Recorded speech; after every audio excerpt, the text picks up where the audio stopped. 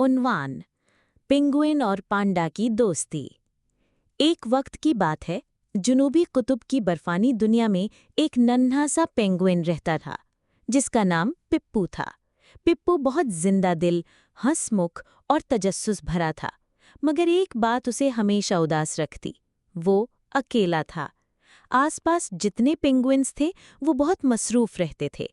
कोई मछली पकड़ता, कोई बर्फ से खेलता, मगर पिप्पू की बातों का कोई जवाब न देता।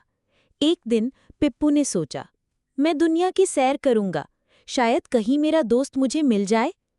पिप्पू ने बर्फ की एक तख्ती पर चढ़कर समंदर के सुपुर्द कर दी, और वो बहता चला गया।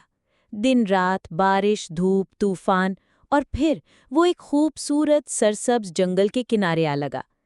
ये जंगल चीन के पहाड़ों में था, जहाँ एक बड़ा सा मासूम पांडा रहता था, जिसका नाम बूम्बू था।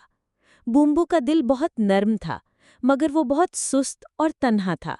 दरख्तों के साए में बांस खाता रहता और हर दिन एक जैसा गुजरता। पिप्पू ने जैसे ही उसको देखा, खुशी से चिल्लाया, हेलो, क्या तुम मेरे दोस्त बनोगे? बूम्बू हैरत से देखने लगा, क्योंकि उसने कभी पेंगुइन नहीं देखा था। दोस्त? क्या तुम मेरे साथ बांस खाओगे? पिप्पू ने हंसते हुए कहा, नहीं, मैं मछली खाता हूँ, लेकिन तुम्हारे साथ बांस के दरख्त पर चढ़ सकता हूँ।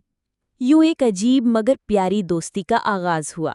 पिप्पू ने बूम्बू को तैरना सिखाया और बूम्बू ने पिप्पू को दरख्त पर चढ़ना, फूल सूंघना और तितलियां पकड़ना सिखाया। एक दिन जंगल में आग लग गई। जानवर भागने लगे। बूम्बू पानी से डरता था और आग उसके करीब आ रही थी। पिप्पू फौरन तालाब से बड़ी बड़ी चोंचें भर भर कर बूम्बू पर डालता रहा। वो रुकने वाला नहीं था। दूसरे जानवर भी वापस आए और सब ने मिलकर आग बुझाई।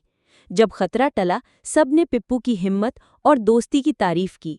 बूम्बू ने आंखों में आंसू भरकर कहा, पिप्पू, तुम मेरे सिर्फ दोस्त नहीं, मेरे हीरो हो। सबक: असल दोस्ती रंग, नस्ल, जगह या खाने पीने से नहीं होती, बल्कि दिल की सच्चाई, जज्बे और एक दूसरे की मदद से बनती है। एक बर्फानी पेंगुइन और एक सुस्त पांडा अगर दोस्त बन सकते हैं, तो हम सब एक दूसरे के साथ मोहब्बत से जी सकते हैं।